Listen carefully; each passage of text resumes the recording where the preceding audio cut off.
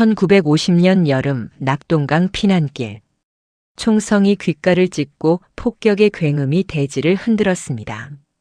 사람들은 살기 위해 남쪽으로 또 남쪽으로 달렸습니다.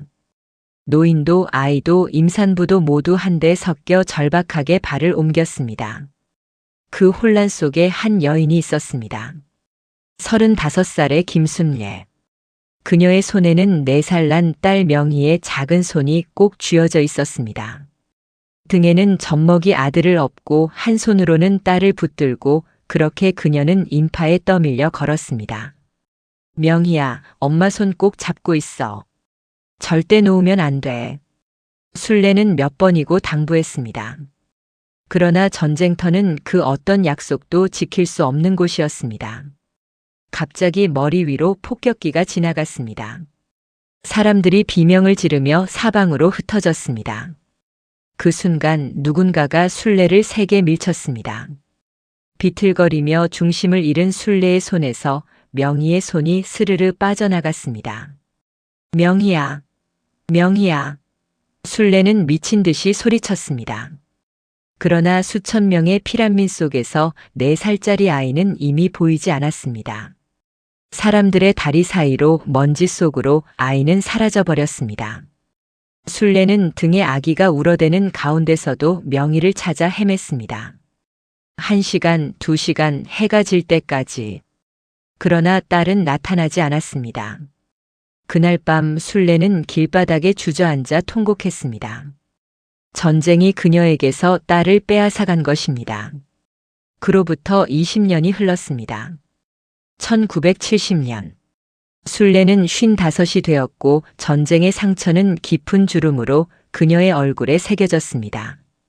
세월이 흐르며 희망은 점점 희미해졌습니다. 주변 사람들은 말했습니다. 그 어린 나이에 전쟁통에서 혼자 살아남았을 리 없어요. 이제 그만 잊으세요. 순례도 이제는 딸이 죽었을 거라 믿기 시작했습니다. 그러던 어느 가을날이었습니다. 교회 봉사를 하던 순례에게 한 젊은 남자가 다가왔습니다. 그는 경상도의 작은 마을에서 온 사회복지사였습니다. 선생님, 혹시 전쟁 때 따님을 잃으셨다고 들었습니다. 순례는 고개를 끄덕였습니다. 남자는 조심스럽게 흑백 사진 한 장을 꺼냈습니다. 이분을 아십니까?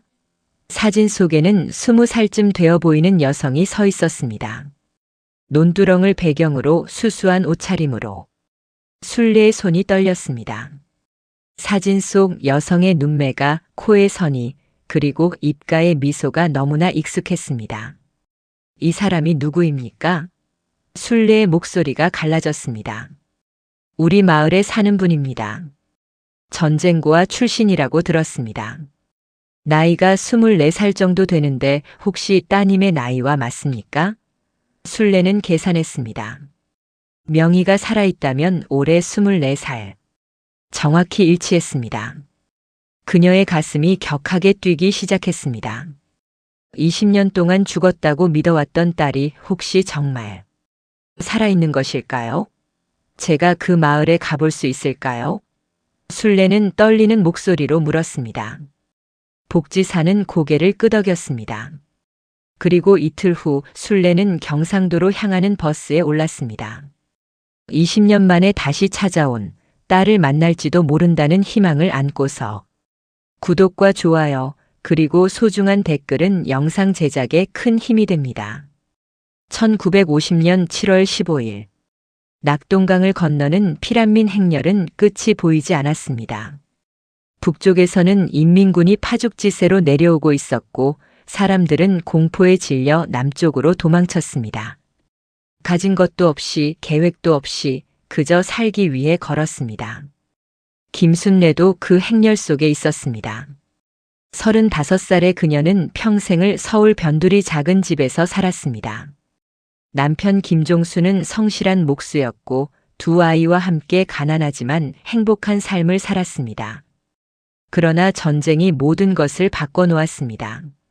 전쟁이 터진 지 보름 만에 남편은 징집되었습니다. 출정하는 날 아침 남편은 순례의 손을 꼭 잡고 말했습니다. 여보, 아이들 부탁하오. 내가 꼭 돌아올 테니 잘 지키고 있어. 술래는 울면서 고개를 끄덕였습니다. 그러나 그것이 남편과의 마지막이 될 줄은 몰랐습니다. 남편이 떠난 지 한 달 후 인민군이 서울로 진격해 왔습니다. 술래는 두 아이를 데리고 피란길에 올라야 했습니다. 4살 딸 명희와 생후 6개월 된 아들 철수. 술래는 철수를 등에 업고 명희의 손을 잡았습니다. 가져갈 수 있는 것은 많지 않았습니다. 쌀 한 돼, 옷가지 몇 벌, 그리고 남편의 사진. 그것이 전부였습니다. 피란길은 지옥이었습니다. 수만 명의 사람들이 좁은 길을 메웠습니다. 노인들은 지팡이의 의지에 비틀거렸고 아이들은 울부짖었습니다. 어떤 이들은 지쳐 쓰러졌고 어떤 이들은 그냥 길가에 주저앉아 포기했습니다. 술래는 쉬지 않고 걸었습니다. 명희는 작은 다리로 엄마를 따라오느라 헐떡거렸습니다. 엄마 힘들어. 쉬었다 가면 안 돼? 명희가 애처로운 목소리로 말했습니다. 술래는 멈춰 서서 딸을 내려다보았습니다. 명희의 작은 얼굴은 땀과 먼지로 범벅이 되어 있었습니다. 술래는 치마폭으로 딸의 얼굴을 닦아주며 말했습니다. 명희야, 조금만 더 참자. 저 강만 건너면 안전한 곳이 있을 거야. 거기서 푹 쉴 수 있어. 술래는 알지 못했습니다. 안전한 곳 같은 건 이 전쟁터 어디에도 없다는 것을. 그리고 그 강을 건너기도 전에 자신의 삶이 산산조각 날 것이라는 것을. 해질 무렵 피란민들은 낙동강에 다다랐습니다.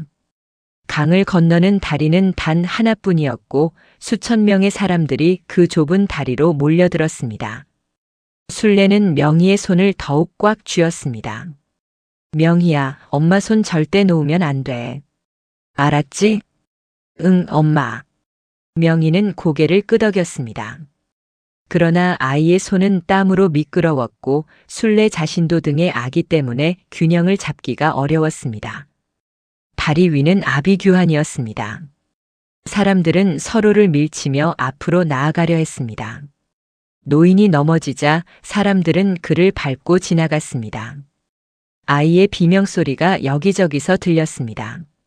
술래는 명희를 자신의 몸에 바짝 붙이며 조심스럽게 발을 옮겼습니다. 바로 그때였습니다. 갑자기 머리 위로 비행기 소리가 들렸습니다. 사람들이 일제히 고개를 들었습니다. 낮게 날아오는 전투기. 그리고 떨어지는 폭탄. 엎드려. 누군가가 외쳤습니다. 그러나 다리 위에 엎드릴 공간은 없었습니다. 폭탄이 강둑에 떨어지며 폭발했습니다.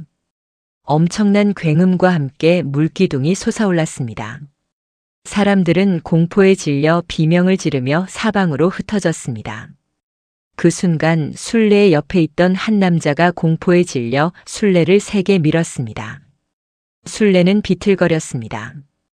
등의 아기를 보호하려고 본능적으로 몸을 숙이는 순간 명희의 손이 그녀의 손가락 사이로 미끄러져 나갔습니다. 명희야. 술래는 외쳤습니다. 그러나 이미 사람들의 물결이 그녀와 딸 사이를 갈라놓았습니다. 명희는 작은 몸으로 사람들 사이에 휩쓸려 갔습니다. 술래는 미친 듯이 사람들을 해치며 나아가려 했습니다. 비켜요. 제 딸이에요. 명희야.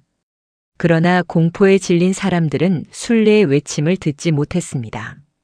아니, 들었다 해도 개의치 않았을 것입니다. 모두가 자신의 목숨을 구하기에 급급했으니까요.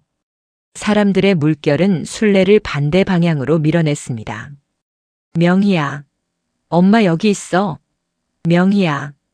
술래는 목이 터져라 소리쳤습니다. 그러나 폭발음과 비명소리, 그리고 울음소리가 뒤섞인 혼란 속에서 그녀의 목소리는 묻혀버렸습니다. 술래는 울면서 사람들 사이를 헤매었습니다. 모든 아이의 얼굴을 들여다보았습니다. 그러나 명희는 보이지 않았습니다. 해가 완전히 졌습니다. 폭격은 멈췄지만 사람들은 여전히 혼란스러웠습니다. 술래는 다리 근처를 몇 시간이고 돌아다녔습니다.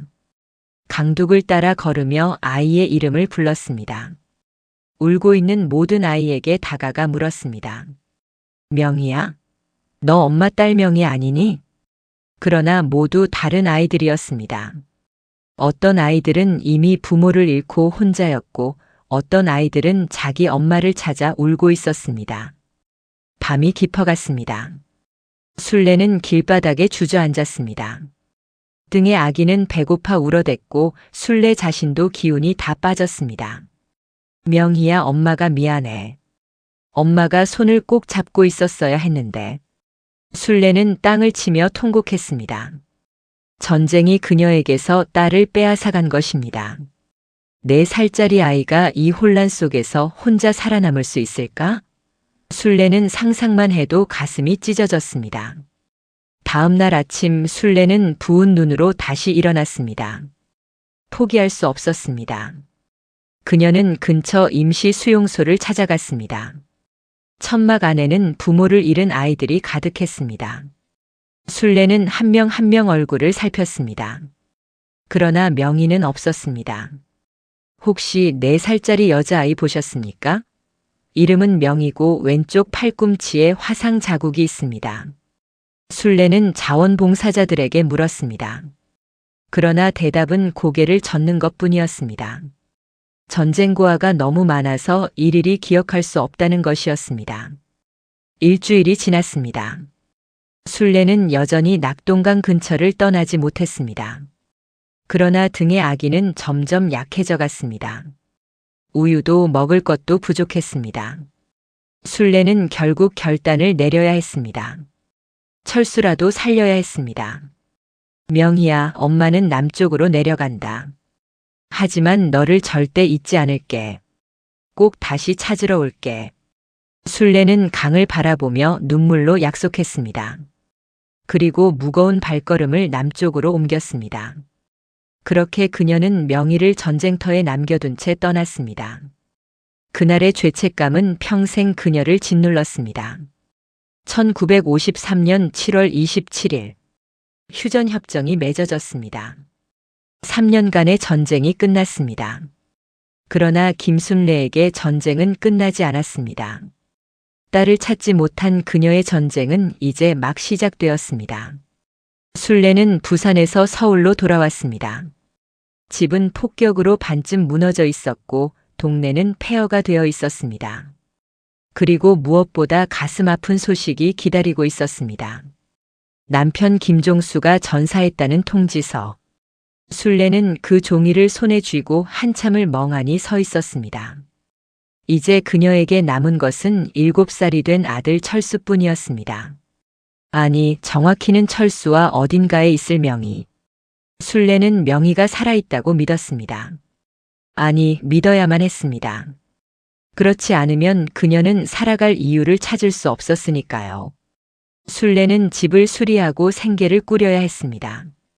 낮에는 미군 부대 근처에서 빨래를 해주고 밤에는 양말을 깁는 일을 했습니다.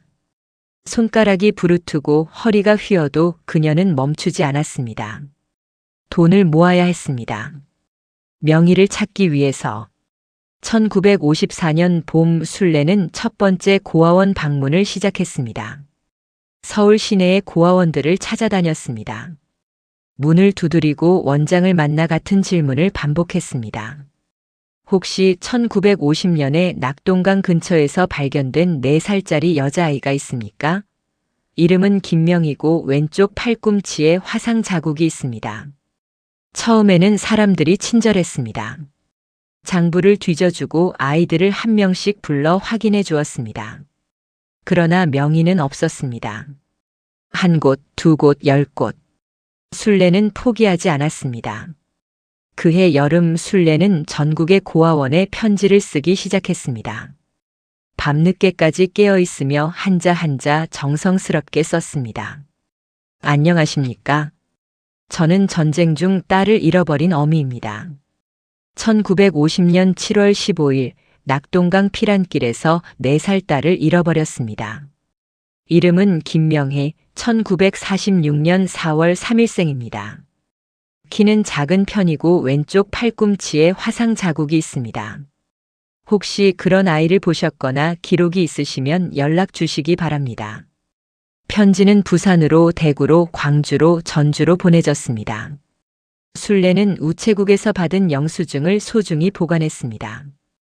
답장이 오기를 간절히 기다렸습니다. 2달 후 첫 답장이 왔습니다. 부산의 한 고아원에서였습니다. 순례는 떨리는 손으로 봉투를 뜯었습니다. 편지 잘 받았습니다. 안타깝게도 저희 고아원에는 그런 특징의 아이가 없습니다. 하지만 근처 다른 고아원 주소를 동봉하오니 그곳에도 문의해 보시기 바랍니다. 실망스러웠지만 순례는 포기하지 않았습니다. 답장을 보낸 고아원에 감사 편지를 쓰고 새로운 주소로 또 편지를 보냈습니다. 그렇게 편지는 계속 이어졌습니다. 1955년 가을 대구의 한 고아원에서 희망적인 답장이 왔습니다. 저희 고아원에 비슷한 나이의 여자아이가 있습니다. 팔에 자국이 있는지는 확인이 필요합니다. 직접 방문하시면 확인해 드리겠습니다. 순례는 즉시 대구행 기차표를 샀습니다. 아들 철수를 이웃에 맡기고 그녀는 대구로 향했습니다. 기차 안에서 그녀는 기도했습니다. 제발, 제발 우리 명희이기를. 고아원에 도착했습니다. 원장이 한 여자아이를 데리고 나왔습니다. 순례의 가슴이 두근거렸습니다. 아이는 9살쯤 되어 보였습니다. 명희와 비슷한 나이. 순례는 천천히 아이에게 다가갔습니다.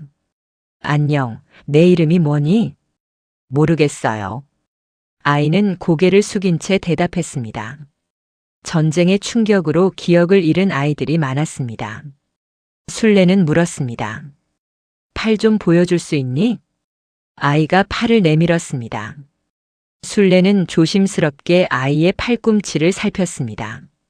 자국이 있었습니다. 그러나 그것은 화상 자국이 아니라 긁힌 상처였습니다. 순례의 가슴이 내려앉았습니다. 명희야, 엄마야. 나 알아보겠니? 순례는 간절한 마음으로 물었습니다. 그러나 아이는 고개를 저었습니다. 낯선 눈빛이었습니다. 이 아이는 명희가 아니었습니다. 순례는 고개를 숙이고 눈물을 흘렸습니다. 죄송합니다. 이 아이가 아닌 것 같습니다. 순례는 고아원을 나왔습니다. 빈손으로 돌아가는 기차 안에서 그녀는 창밖을 바라보며 울었습니다. 그러나 포기하지 않았습니다. 다음 주에는 광주로, 그 다음 주에는 전주로 갔습니다. 모두 헛수고였습니다.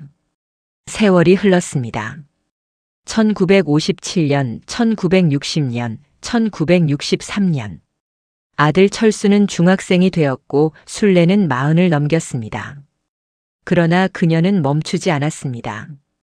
주말마다 버스를 타고 지방의 고아원들을 방문했습니다. 사람들은 그녀를 알아보기 시작했습니다. 아, 딸 찾는 그 어머니. 어떤 이들은 동정했고 어떤 이들은 수군거렸습니다. 집착이 너무 심한 거 아닌가. 벌써 10년이 넘었는데. 그러나 순례는 개의치 않았습니다. 딸을 찾는 것, 그것이 그녀가 살아가는 이유였습니다. 1965년. 15년이 지났습니다. 순례는 50살이 되었고 몸은 예전 같지 않았습니다. 무릎은 아프고 허리는 굽었습니다. 빨래일도 예전만큼 할 수 없게 되었습니다. 아들 철수는 고등학생이 되었고 그는 어머니를 걱정했습니다. 어머니, 이제 그만하세요. 누나는 아마 돌아가셨을 거예요. 철수는 조심스럽게 말했습니다. 순례는 아들을 바라보았습니다. 아들의 눈에는 걱정과 슬픔이 가득했습니다. 순례도 알고 있었습니다. 4살짜리 아이가 전쟁통에 혼자 살아남았을 가능성은 거의 없다는 것을. 알아, 철수야. 나도 알아. 하지만 확실하게 알고 싶구나. 정말 내 누나가 없다는 걸. 순례는 눈물을 흘리며 말했습니다. 철수는 어머니를 껴안았습니다. 모자는 한참을 그렇게 울었습니다. 그해 겨울 순례는 다시 한번 낙동강으로 갔습니다. 15년 전 딸을 잃어버린 그곳. 다리는 새로 건설되었고 마을은 복구되었습니다. 전쟁의 흔적은 거의 사라졌습니다. 그러나 순례의 상처는 아물지 않았습니다. 그녀는 강가에 서서 물을 바라보았습니다. 15년 전 그날이 떠올랐습니다. 명희의 작은 손이 자신의 손에서 빠져나가던 순간, 그 순간을 떠올릴 때마다 가슴이 찢어졌습니다. 명희야, 엄마가 미안해. 내 손을 꼭 잡고 있었어야 했는데. 순례는 강물에 대고 속삭였습니다. 그리고 처음으로 생각했습니다. 이제 그만 놓아줘야 하는 걸까? 그러나 집으로 돌아온 순례는 다시 펜을 들었습니다. 새로 생긴 고아원에 편지를 썼습니다. 그녀는 포기할 수 없었습니다. 1968년 봄 아들 철수가 결혼했습니다. 신부는 착한 처녀였고 순례는 며느리를 얻어 기뻤습니다. 그리고 그해 겨울 손자가 태어났습니다. 순례는 갓난아기를 안고 울었습니다. 철수야, 이 아이 이름을 명수라고 짓자. 내 누나 이름을 따서. 철수는 고개를 끄덕였습니다. 손자를 아는 순례는 복잡한 감정에 휩싸였습니다. 행복하면서도 슬펐습니다. 명희도 지금 어딘가에서 결혼을 했을까? 아이를 낳았을까? 그런 생각을 하면 가슴이 미어졌습니다. 1970년 가을. 20년이 흘렀습니다. 순례는 55이 되었고 희망은 거의 사라져가고 있었습니다. 그녀는 이제 일주일에 한 번 교회에 나가 봉사를 하며 기도했습니다. 주님, 제 딸이 어디 있는지 알려주세요. 살아있다면 만나게 해주시고 죽었다면 그 사실이라도 알게 해주세요. 그리고 그날이 왔습니다. 교회 봉사를 마치고 돌아가려는데 한 젊은 남자가 그녀를 불렀습니다. 선생님, 잠깐만요. 순례는 돌아보았습니다. 남자는 20대 후반쯤 되어 보였고 손에 서류 가방을 들고 있었습니다.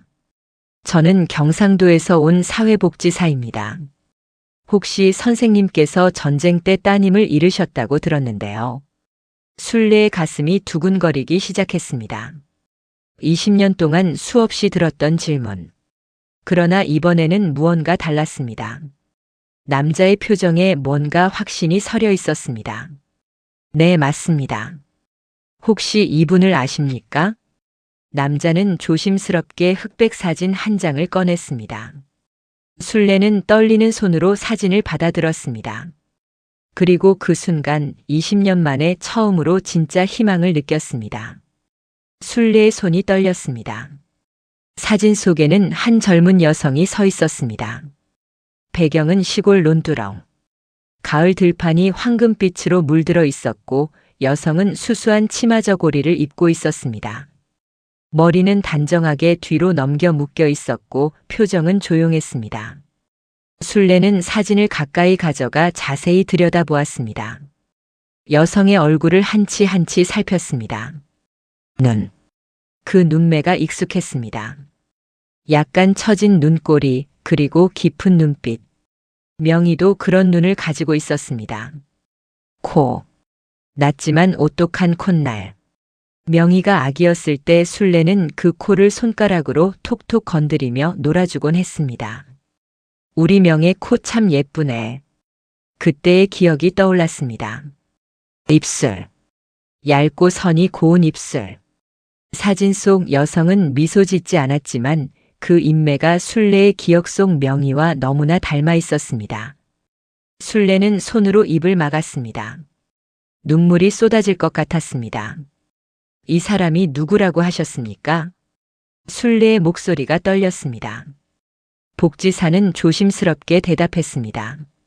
제가 일하는 경상도의 작은 마을에 사는 분입니다. 이름은 박순이라고 합니다. 박순이요? 네. 그런데 그분은 전쟁고아 출신입니다. 본명이 무엇인지는 아무도 모릅니다.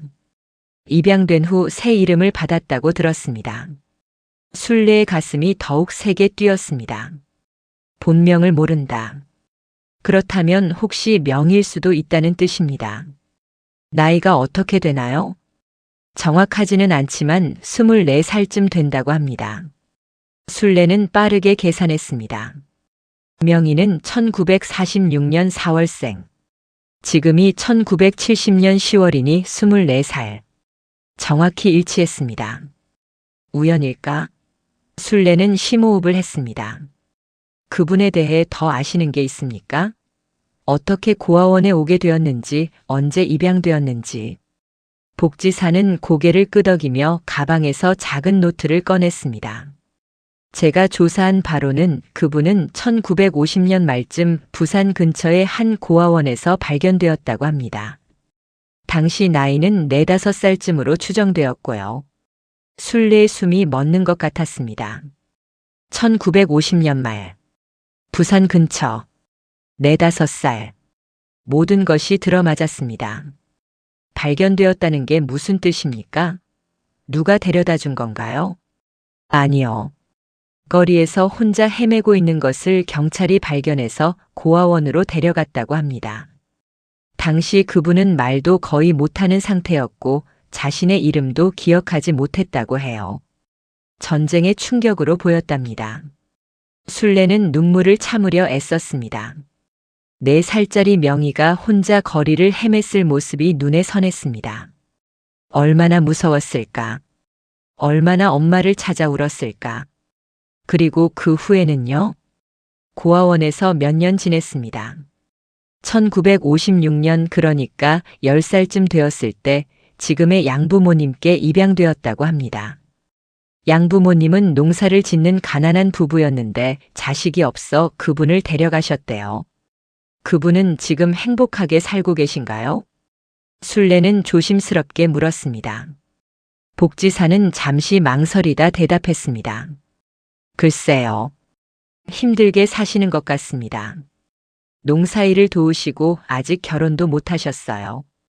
양부모님이 많이 늙으셔서 그분이 부양하고 계시거든요. 술래의 가슴이 아팠습니다. 명이라면 그 아이가 고생하며 살았다는 것이 너무나 안타까웠습니다. 혹시 그분 팔에 자국 같은 게 있는지 아십니까? 술래는 가장 중요한 질문을 했습니다. 명희의 왼쪽 팔꿈치에는 화상 자국이 있었습니다. 2살 때 아궁이에 손을 대어 생긴 자국. 술래는 그때 자신을 얼마나 자책했는지 모릅니다. 그러나 지금은 그 흉터가 딸을 찾을 수 있는 유일한 단서였습니다. 복지사는 고개를 저었습니다. 자세히는 모르겠습니다. 제가 그분을 몇 번 뵀지만 팔까지 자세히 본 적은 없어서요. 하지만 확인해 볼 수는 있습니다. 제가 그 마을에 가볼 수 있을까요? 술래는 간절한 눈빛으로 물었습니다. 20년을 기다렸습니다. 이제 직접 눈으로 확인하고 싶었습니다. 복지사는 조심스러운 표정을 지었습니다. 물론 가능합니다. 하지만 선생님, 한 가지 말씀드리고 싶은 게 있습니다. 무엇입니까? 너무 큰 기대는 하지 마세요. 전쟁 고아가 너무 많습니다. 비슷한 나이, 비슷한 사연을 가진 아이들이 수없이 많아요. 혹시 다른 분일 수도 있으니까요. 술래는 고개를 끄덕였습니다. 그녀도 알고 있었습니다. 20년 동안 수없이 실망했습니다. 이번에도 그럴 수 있습니다. 그러나 이상하게도 이번에는 달랐습니다. 사진 속 여성의 얼굴이 자꾸만 눈앞에 어른거렸습니다. 그 눈빛, 그 표정이 너무나 익숙했습니다. 괜찮습니다. 그래도 가보고 싶습니다. 알겠습니다. 그럼 이번 주 토요일은 어떠세요? 제가 마을에 갈 예정이라 함께 가시면 안내해 드리겠습니다. 감사합니다. 꼭 가겠습니다. 술래는 고개를 숙여 인사했습니다. 복지사가 떠난 후 술래는 다시 한번 사진을 들여다보았습니다. 떨리는 손으로 사진을 쓰다듬었습니다. 명희야, 정말 너니? 그녀는 속삭였습니다. 대답은 없었지만 술래의 가슴 속에서 뭔가가 말하고 있었습니다. 그래, 그 아이야. 내 딸이야. 집으로 돌아온 술래는 아들 철수에게 말했습니다. 철수야, 이번 주 토요일에 경상도에 다녀올게. 또 고아원 방문이세요? 철수는 걱정스러운 표정을 지었습니다. 순례는 사진을 꺼내 아들에게 보여주었습니다. 이 사람을 봐. 내 누나 같지 않니? 철수는 사진을 받아들고 한참을 들여다보았습니다.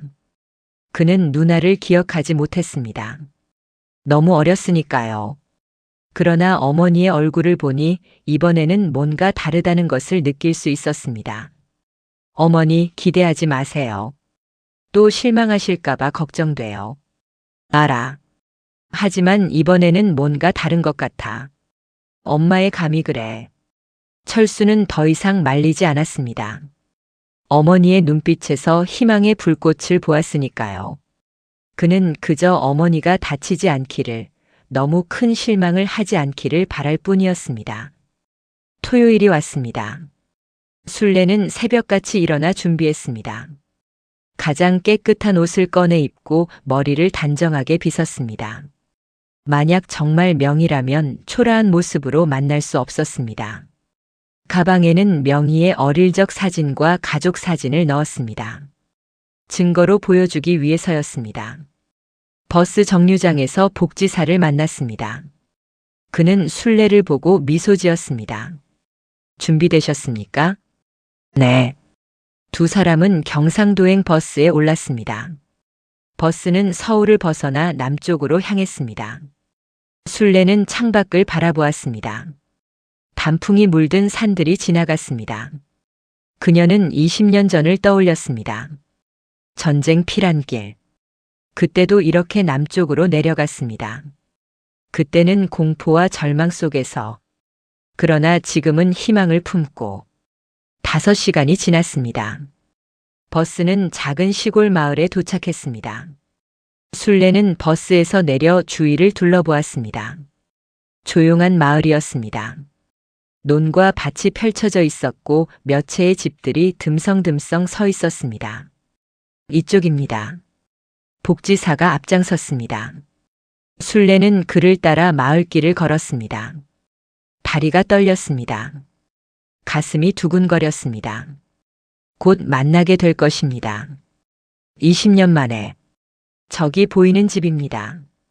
그분이 사시는 곳이에요. 복지사가 가리킨 곳에 낡은 초가집이 있었습니다. 순례는 걸음을 멈췄습니다. 준비가 된 것 같으면서도 두려웠습니다. 만약 다른 사람이라면, 만약 명희가 자신을 기억하지 못한다면, 선생님 괜찮으세요? 복지사가 걱정스럽게 물었습니다. 순례는 고개를 끄덕이고 다시 걸음을 옮겼습니다. 이제 돌아갈 수 없었습니다. 20년을 기다렸습니다. 진실을 알아야 했습니다. 복지사가 집 앞에 서서 목소리를 높였습니다. 순희 씨 계세요? 잠시 후 집 안에서 인기척이 들렸습니다. 낡은 나무 문이 삐걱거리며 열렸고 한 중년 여성이 얼굴을 내밀었습니다. 60대쯤 되어 보이는 여성은 주름진 얼굴에 피곤한 표정을 짓고 있었습니다. 아이고, 복지사 선생님. 무슨 일이세요? 안녕하세요, 어머님. 오늘 서울에서 손님을 모시고 왔습니다. 순희 씨 계신가요? 여성은 순례를 훑어보았습니다. 경계하는 눈빛이었습니다. 순희는 지금 뒷산에 나무하러 갔어요. 무슨 일인데요? 복지사가 대답하기 전에 순례가 한 걸음 앞으로 나섰습니다. 저는 혹시 순희 씨가 제 딸이 아닐까 해서 왔습니다. 여성의 표정이 굳었습니다. 뭐라고요? 당신 딸이라니 그게 무슨 소리요?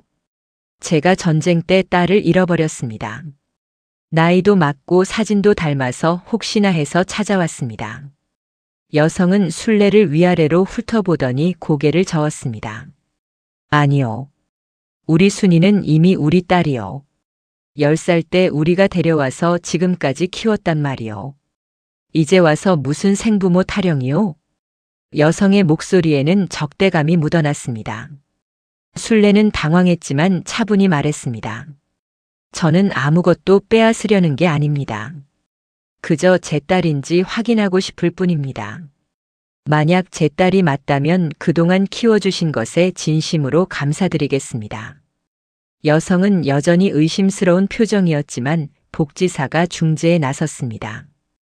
어머님, 일단 순희 씨를 만나보시는 게 어떨까요? 확인만 하고 가시겠다니까요. 한참을 망설이던 여성이 마지못해 고개를 끄덕였습니다. 알았어요. 순희 부르러 갈게요. 여성이 집을 나서 뒷산 쪽으로 걸어갔습니다. 순례와 복지사는 집 앞에서 기다렸습니다. 순례의 심장은 미칠 듯이 뛰었습니다. 곧 만나게 될 것입니다. 정말 명의일까? 10분 정도 지났을까? 뒷산에서 두 사람이 내려오는 것이 보였습니다. 양어머니와 함께 한 여성이 걸어오고 있었습니다. 순례는 숨을 죽였습니다. 여성은 머리에 나무를 인 채 천천히 걸어왔습니다. 수수한 일복 차림의 맨발이었습니다. 가까이 오자 얼굴이 선명히 보였습니다. 사진에서 본 그 얼굴. 그러나 실물은 사진보다 더욱 순례의 기억을 자극했습니다. 여성은 순례를 보자 걸음을 멈췄습니다. 두 사람은 몇 미터 떨어진 곳에서 서로를 바라보았습니다. 순례는 여성의 얼굴을 한치 한치 살폈습니다. 눈, 코, 입. 모든 것이 기억 속의 명희와 닮아 있었습니다. 그러나 20년의 세월이 흘렀습니다. 4살 아기와 24살 여성. 확신할 수 없었습니다. 순이야, 이분이 서울에서 오셨다. 내가 혹시 이분의 딸이 아닐까 하셔서. 양어머니가 딱딱한 목소리로 말했습니다. 순이라 불린 여성은 순례를 조심스럽게 바라보았습니다. 그녀의 눈에는 혼란과 두려움이 어려 있었습니다. 저를 아신다고요? 여성의 목소리는 낮고 떨렸습니다. 순례는 한 걸음 다가가며 대답했습니다. 혹시 당신이 제 딸 명희일지도 모른다고 생각했습니다. 전쟁 때 낙동강에서 잃어버린 딸이 있거든요. 낙동강. 여성이 그 단어를 되뇌었습니다. 뭔가 기억을 더듬는 듯한 표정이었습니다. 그러나 곧 고개를 저었습니다. 저는 아무것도 기억나지 않습니다. 고아원에 있던 것도 희미하게만 기억나고. 순례는 가방에서 어린 명희의 사진을 꺼냈습니다. 이 아이가 제 딸 명희입니다. 당신과 닮지 않았나요? 여성은 사진을 받아들고 한참을 들여다보았습니다. 흑백 사진 속에는 4살쯤 된 여자아이가 웃고 있었습니다. 여성의 손이 떨렸습니다. 이 아이가 저란 말입니까? 그럴 수도 있습니다. 확인하고 싶습니다. 혹시 왼쪽 팔꿈치에 자국이 있나요? 순례가 조심스럽게 물었습니다. 이것이 결정적인 증거였습니다. 여성은 잠시 망설이다가 천천히 왼쪽 팔을 걷어 올렸습니다. 그리고 팔꿈치를 보였습니다. 순례는 숨을 멈췄습니다. 거기에 있었습니다. 달걀 크기만 한 희미한 자국. 세월이 흘러 많이 옅어졌지만 순례는 알아볼 수 있었습니다. 명희의 화상 자국.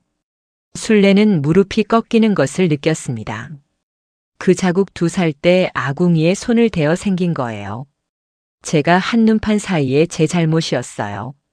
순례는 울먹이며 말했습니다. 여성은 자신의 팔꿈치를 내려다보았습니다. 그녀도 그 자국이 어떻게 생긴 건지 평생 궁금해했습니다. 양부모도 모르는 일이었으니까요. 정말 제가 당신의 딸입니까? 여성의 목소리가 떨렸습니다. 순례는 눈물을 흘리며 고개를 끄덕였습니다. 그럴 가능성이 큽니다. 나이도 맞고 발견된 장소도 맞고 이 자국까지 모두 일치합니다. 양어머니가 끼어들었습니다. 그렇다고 해서 확실한 건 아니지 않소? 전쟁 고아가 얼마나 많은데 우연일 수도 있잖소? 순례는 이해했습니다. 양어머니의 입장에서는 딸을 빼앗길까봐 두려운 것입니다. 14년을 키운 딸이니까요. 어머님, 저는 딸을 빼앗으려는 게 아닙니다. 다만 진실을 알고 싶을 뿐입니다. 만약 제 딸이 맞다면 그동안 이렇게 키워주신 것에 평생 감사할 것입니다. 순례의 진심이 담긴 말에 양어머니의 표정이 조금 누그러졌습니다. 복지사가 제안했습니다. 어머님들 일단 앉아서 천천히 이야기하시는 게 어떨까요? 순희 씨도 혼란스러워 보이시는데 그들은 집 앞 마루에 앉았습니다. 순희는 여전히 혼란스러운 표정으로 순례를 바라보았습니다. 순례는 천천히 이야기를 시작했습니다. 당신이 태어난 날은 1946년 4월 3일입니다. 서울에서 태어났어요. 아버지는 목수였고 저는 집에서 바느질을 하며 생계를 도왔지요. 당신에게는 남동생이 있었어요. 철수라는 이름의 남동생. 순이가 되뇌었습니다. 뭔가 마음속 깊은 곳에서 무언가가 움직이는 것 같았습니다. 순례는 계속했습니다. 전쟁이 났을 때 당신은 4살이었어요. 우리는 피란을 떠났고 낙동강을 건너던 중에 폭격이 있었어요. 혼란 속에서 제가 당신의 손을 놓쳤습니다. 순례의 목소리가 갈라졌습니다. 20년 전의 그날이 생생하게 떠올랐습니다. 제가 당신을 찾아 미친 듯이 헤맸지만 찾을 수 없었어요. 그리고 20년 동안 당신을 찾아다녔습니다. 전국의 고아원을, 수용소를, 모든 곳을 다녔어요. 그러다 이번에 당신의 사진을 보게 된 거예요. 순이는 눈물을 흘리기 시작했습니다. 왜 우는지 스스로도 알 수 없었습니다. 그저 가슴속 깊은 곳에서 무언가가 터져 나오는 것 같았습니다. 저는 아무것도 기억나지 않습니다. 고아원 이전의 일은 전혀. 괜찮아요. 당신이 너무 어렸고 충격이 컸으니까요. 기억하지 못하는 게 당연합니다. 순례는 다시 가방에서 가족 사진을 꺼냈습니다. 전쟁 전에 찍은 사진이었습니다. 젊은 부부와 어린 딸이 함께 찍혀 있었습니다. 이게 우리 가족 사진이에요. 이 아이가 당신이고 이분이 당신 아버지예요. 전쟁 중에 돌아가셨어요. 순이는 사진을 받아들고 한참을 들여다보았습니다. 사진 속 아이의 얼굴을 보자 이상한 느낌이 들었습니다. 낯설면서도 익숙한.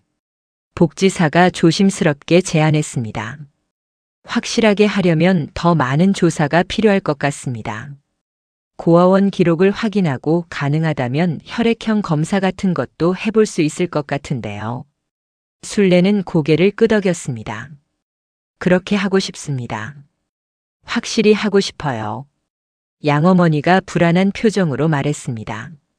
만약 정말 당신의 딸이라면 어떻게 하실 건데요? 순례는 양어머니를 똑바로 바라보며 대답했습니다.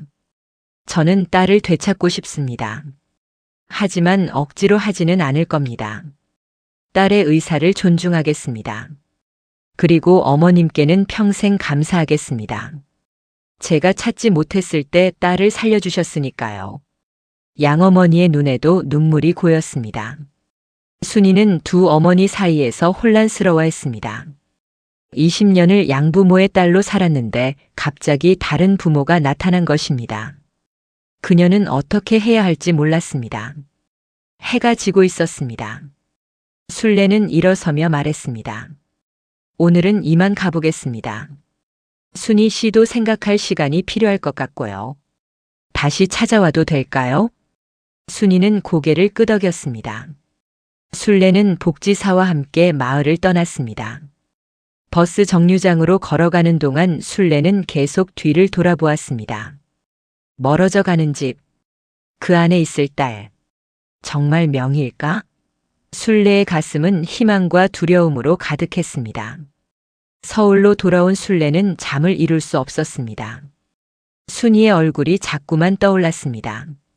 그 눈빛, 그 표정, 팔꿈치의 자국. 모든 것이 명희를 가리키고 있었습니다. 그러나 확신할 수는 없었습니다. 20년이라는 세월은 너무 길었고 기억은 불완전했습니다. 다음 날 아침 순례는 복지사에게 전화를 걸었습니다. 선생님, 고아원 기록을 확인할 수 있을까요? 이미 요청해 놓았습니다. 며칠 내로 답이 올 거예요. 감사합니다. 며칠이 일주일처럼 길게 느껴졌습니다. 순례는 매일 우체통을 확인했습니다. 그리고 일주일 후 복지사로부터 편지가 왔습니다. 순례는 떨리는 손으로 봉투를 뜯었습니다. 고아원 기록을 확인한 결과 박순희로 등록된 여아는 1950년 12월 3일 부산 영도구에서 발견되었습니다. 당시 추정 나이 4-5세. 신원 미상. 말을 거의 하지 못하는 상태였으며 외상은 없었으나 영양실조 상태였습니다. 1956년 10월 경상도의 박씨 부부에게 입양. 순례는 편지를 읽고 또 읽었습니다. 1950년 12월. 순례가 명의를 잃어버린 것은 7월. 5달 동안 명의는 어디서 무엇을 하며 살았을까? 상상만 해도 가슴이 아팠습니다. 편지 끝에 복지사의 메모가 있었습니다. 선생님, 더 확실한 확인을 위해 혈액형 검사를 해보면 어떨까요? 만약 혈액형이 일치하지 않으면 다른 사람일 가능성이 높습니다. 순례는 즉시 병원에 갔습니다. 자신의 혈액형을 확인했습니다. B형. 그녀는 기억을 더듬었습니다. 남편은 O형이었습니다. 그렇다면 명의는 B형이거나 O형일 것입니다. 순례는 다시 경상도로 내려갔습니다. 이번에는 혼자였습니다. 버스에서 내려 마을로 걸어가는 동안 그녀의 마음은 복잡했습니다. 만약 혈액형이 다르다면? 그렇다면 모든 것이 우연이었던 것일까? 마을에 도착했습니다. 순례는 순이의 집을 찾아갔습니다. 문을 두드리자 양어머니가 나왔습니다. 이번에는 표정이 조금 부드러워 보였습니다. 또 오셨군요. 네. 혈액형 검사를 하고 싶어서요. 순이 씨 계신가요? 안에 있어요. 들어오세요. 순례는 집 안으로 들어갔습니다. 순이는 부엌에서 저녁 준비를 하고 있었습니다. 순례를 보자 손을 멈추고 일어섰습니다. 다시 오셨어요. 네. 혈액형을 확인하고 싶어요. 괜찮겠어요? 순이는 잠시 망설이다 고개를 끄덕였습니다. 저도 알고 싶어요. 제가 정말 당신의 딸인지. 두 사람은 마을 보건소로 갔습니다. 간단한 혈액 검사를 받았습니다. 결과는 즉시 나왔습니다. 순이는 B형. 순례와 같았습니다. 완벽한 증거는 아니지만 가능성은 더욱 높아졌습니다. 명의도 B형이었어요. 순례는 눈물을 흘리며 말했습니다. 순이도 울기 시작했습니다. 두 사람은 보건소 앞에서 서로를 바라보았습니다. 20년의 세월이 그들 사이에 흐르고 있었습니다. 집으로 갑시다. 순이가 말했습니다. 두 사람은 함께 집으로 돌아왔습니다. 양어머니는 두 사람의 표정을 보고 이미 알아챘습니다. 혈액형이 맞았나 보군요. 순례는 고개를 끄덕였습니다. 양어머니는 한숨을 쉬었습니다. 그래도 아직 확실한 건 아니에요. 더 정확한 검사를 해봐야 해요. 알고 있습니다. 하지만 제 마음은 이미 알고 있어요. 이 아이가 제 딸이라는 걸. 그날 밤 순례는 마을 여관에 묵었습니다. 잠을 이룰 수 없어 창밖을 바라보았습니다. 달빛이 마을을 비추고 있었습니다. 저 달빛 아래 명의가 있습니다. 20년을 찾아 헤맨 딸이. 다음 날 아침 순례는 다시 순이의 집을 찾았습니다. 순이는 마당에서 빨래를 하고 있었습니다. 순례는 조용히 다가가 말했습니다. 도와줄까요? 순이는 놀라 고개를 들었습니다. 그리고 미소 지었습니다. 괜찮아요. 거의 다 했어요. 두 사람은 나란히 앉아 빨래를 널었습니다. 한동안 침묵이 흘렀습니다. 순례가 먼저 입을 열었습니다. 명희야 아니 순이 씨. 제가 그렇게 불러도 될까요?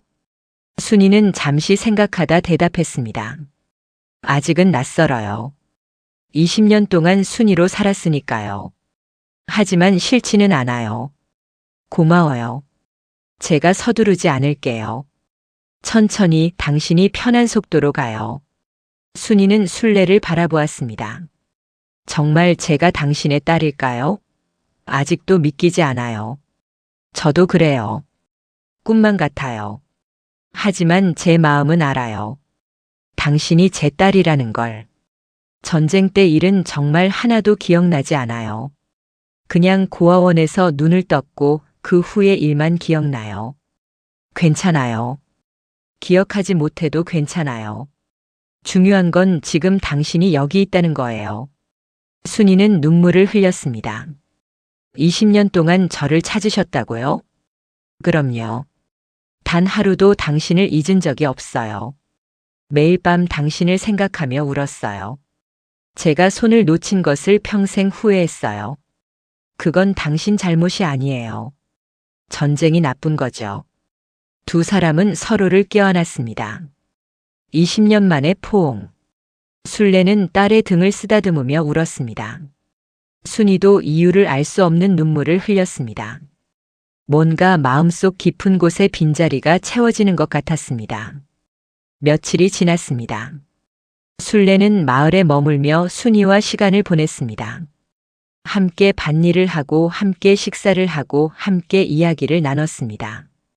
순이는 점점 순례에게 마음을 열어갔습니다. 어느 날 저녁 두 사람은 집 앞 마당에 앉아 있었습니다. 해가 지고 노을이 하늘을 붉게 물들였습니다.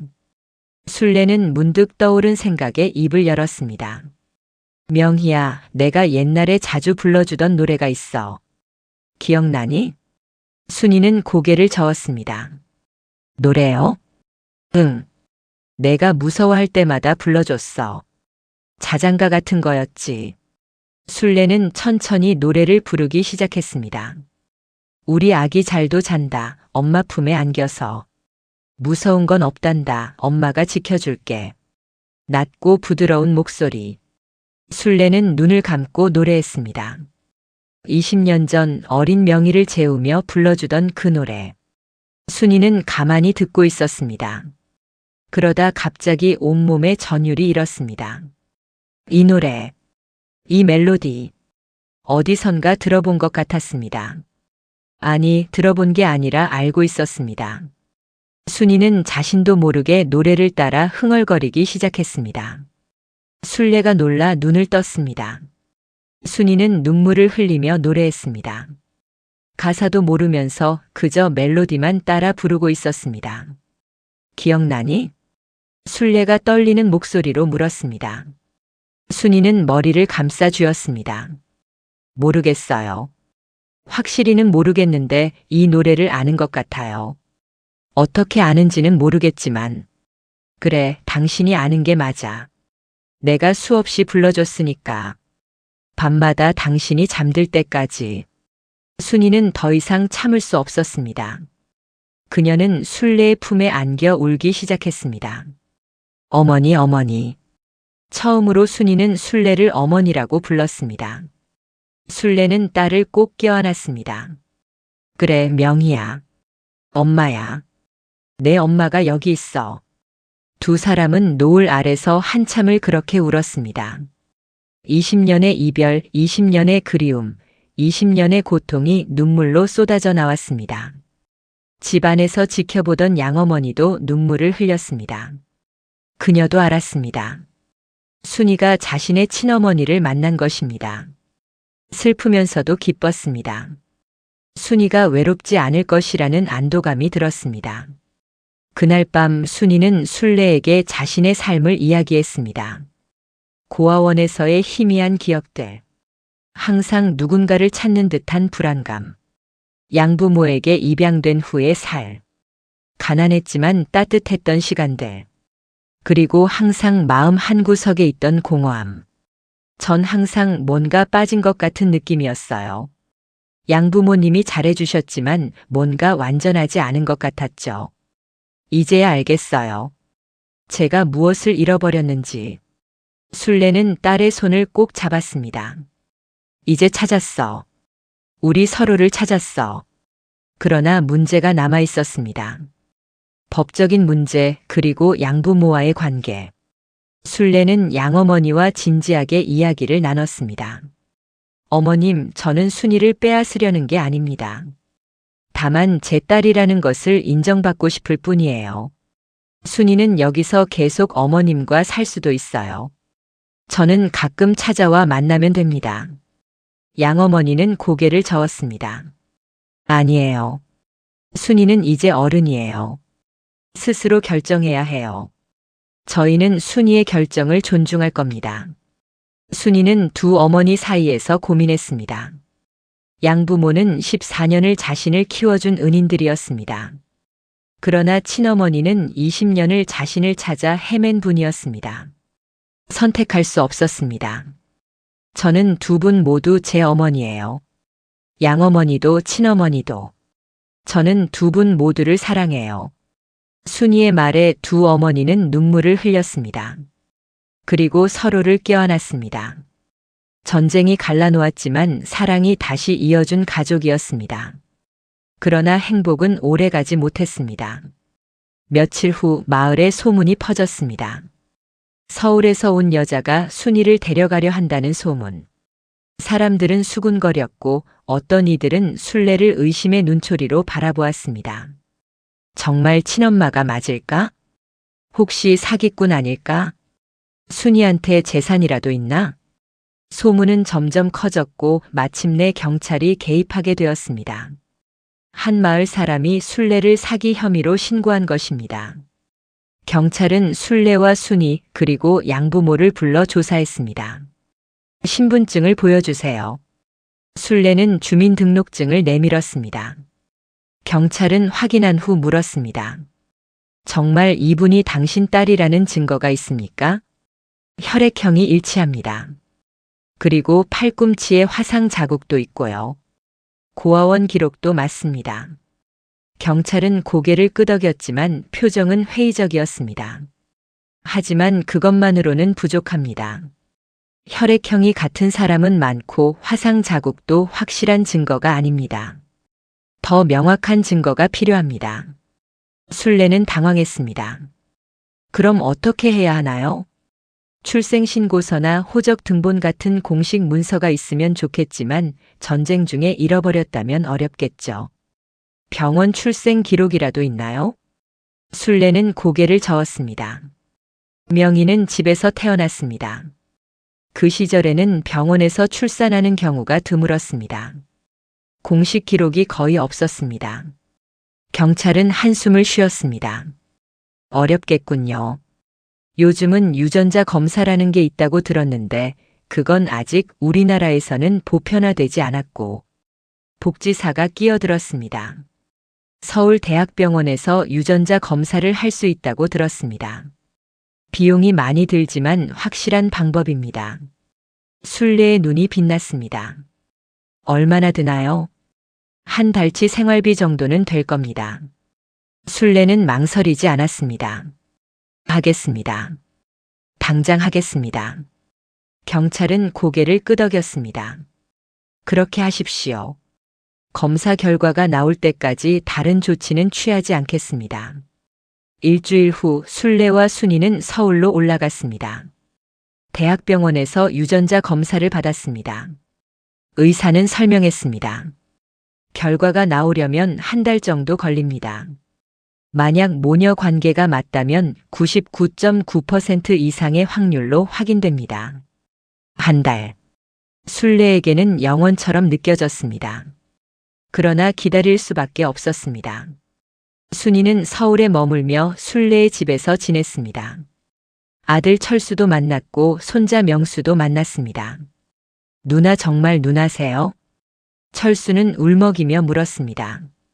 그는 누나를 기억하지 못했지만 어머니가 평생 찾아 헤맨 사람이라는 것은 알고 있었습니다. 순이는 동생을 껴안았습니다. 그런 것 같아요.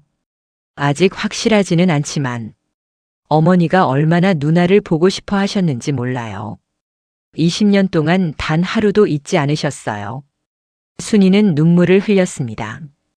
자신을 이렇게 사랑한 사람이 있다는 것이 믿기지 않았습니다. 한 달이 지났습니다. 병원에서 연락이 왔습니다. 결과가 나왔다는 것. 순례와 순이는 함께 병원으로 갔습니다.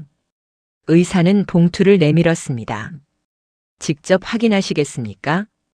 순례는 떨리는 손으로 봉투를 받았습니다. 천천히 뜯었습니다. 안에는 결과지가 들어 있었습니다. 순례는 숨을 죽이고 읽었습니다. 모녀 확률 99.97%. 순례는 주저앉았습니다. 순이도 무릎을 꿇었습니다. 두 사람은 서로를 껴안고 울었습니다. 이제 확실했습니다. 순이는 명이었습니다. 20년 만에 찾은 딸이었습니다. 결과지를 들고 경찰서로 갔습니다.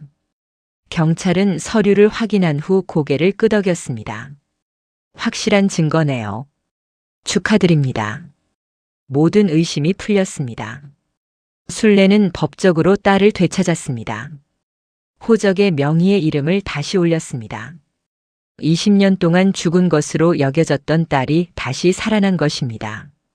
그러나 문제가 하나 남았습니다. 양부모였습니다. 순례는 다시 경상도로 내려가 양부모를 만났습니다. 어머님, 아버님. 확인됐습니다. 순이는 제 친딸이 맞습니다. 양부모는 이미 예상했던 일이지만 실제로 들으니 슬펐습니다. 양어머니가 눈물을 흘리며 말했습니다. 그럼 이제 순이를 데려가시는 건가요? 순례는 고개를 저었습니다. 아니요. 순이가 결정할 일입니다. 그리고 어머님께 제안이 있습니다. 제안이요? 저희 서울 집에 방이 하나 있습니다. 어머님, 아버님도 함께 오시면 어떨까요? 순이도 외롭지 않을 테고 저도 은혜를 갚을 수 있을 것 같습니다. 양부모는 놀랐습니다. 저희까지요? 네. 어머님께서 명의를 살려주셨습니다. 제가 찾지 못했을 때 키워주셨어요. 평생 감사해도 모자랍니다. 이제 제가 모시고 싶습니다. 양어머니는 울기 시작했습니다.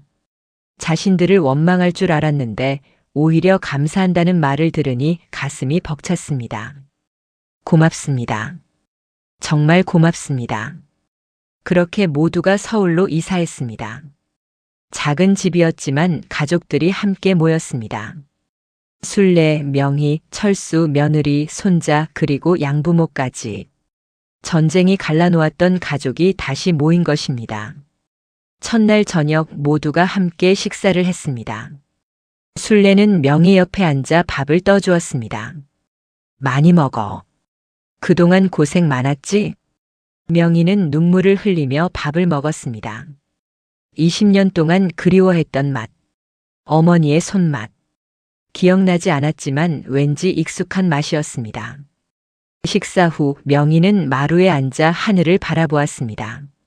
순례가 옆에 앉았습니다. 두 사람은 한동안 말없이 별을 바라보았습니다.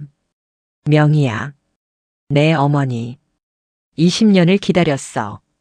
내가 살아있을 거라고 믿었어. 저는 제가 누군지도 몰랐어요.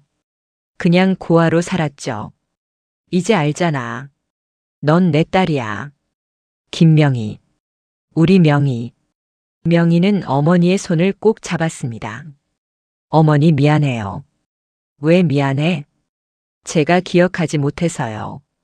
어머니를 20년 동안 기다리게 해서요. 순례는 고개를 저었습니다. 내 잘못이 아니야. 전쟁이 나쁜 거지. 너는 아무 잘못도 없어. 이제 어떻게 살아야 할까요? 함께 살면 돼. 20년을 떨어져 있었으니 앞으로는 함께 살자. 잃어버린 시간을 채워가는 거야. 명희는 어머니의 품에 안겼습니다. 순례는 딸을 꼭 껴안았습니다. 20년 전 놓쳐버린 그 손을 이제 다시 잡았습니다. 이번에는 절대 놓지 않을 것입니다. 그날 밤 순례는 명희를 재우며 자장가를 불러주었습니다. 우리 아기 잘도 잔다. 엄마 품에 안겨서. 무서운 건 없단다. 엄마가 지켜줄게. 명희는 눈을 감고 들었습니다. 이 노래. 20년 전에도 들었던 노래. 기억나지 않았지만 마음이 편안해졌습니다. 명희는 평생 처음으로 진정한 평화를 느꼈습니다. 순례는 잠든 딸의 얼굴을 바라보았습니다. 4살 때의 모습과는 많이 달랐지만 여전히 자신의 딸이었습니다. 순례는 하늘을 보며 눈물을 흘렸습니다. 여보, 명희를 찾았어요. 우리 딸을 찾았어요. 그녀는 하늘나라의 남편에게 속삭였습니다.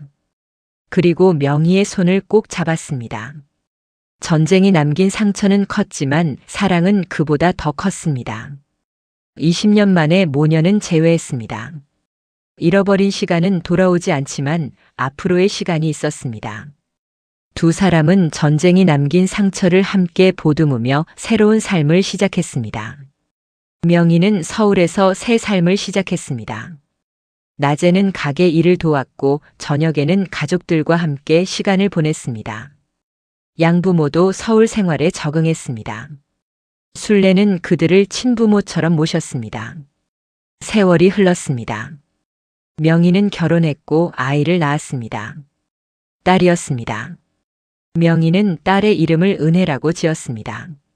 모든 은혜에 감사하는 마음을 담아서 순례는 증손녀를 안고 울었습니다. 명희야, 내가 엄마가 되었구나. 내 어머니. 이제야 알 것 같아요. 어머니가 얼마나 저를 사랑하셨는지. 그래, 자식을 낳아봐야 알지. 부모의 사랑을. 순례는 은혜를 안고 자장가를 불러주었습니다.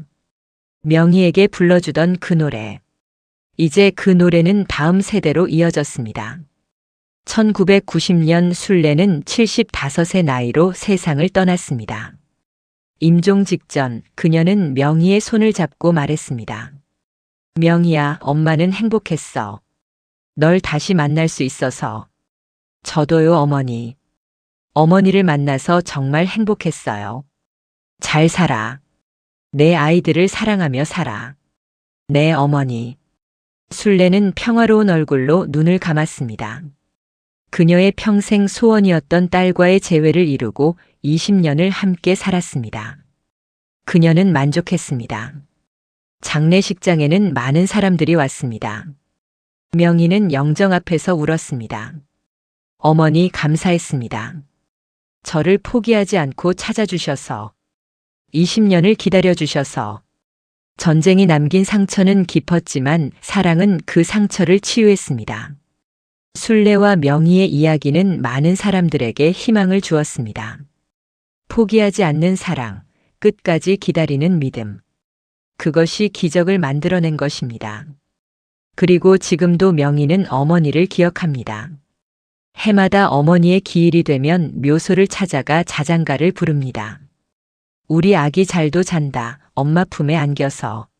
무서운 건 없단다, 엄마가 지켜줄게.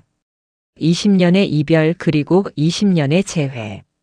전쟁이 빼앗았던 것을 사랑이 되찾았습니다. 이것이 김순례와 김명희의 이야기입니다.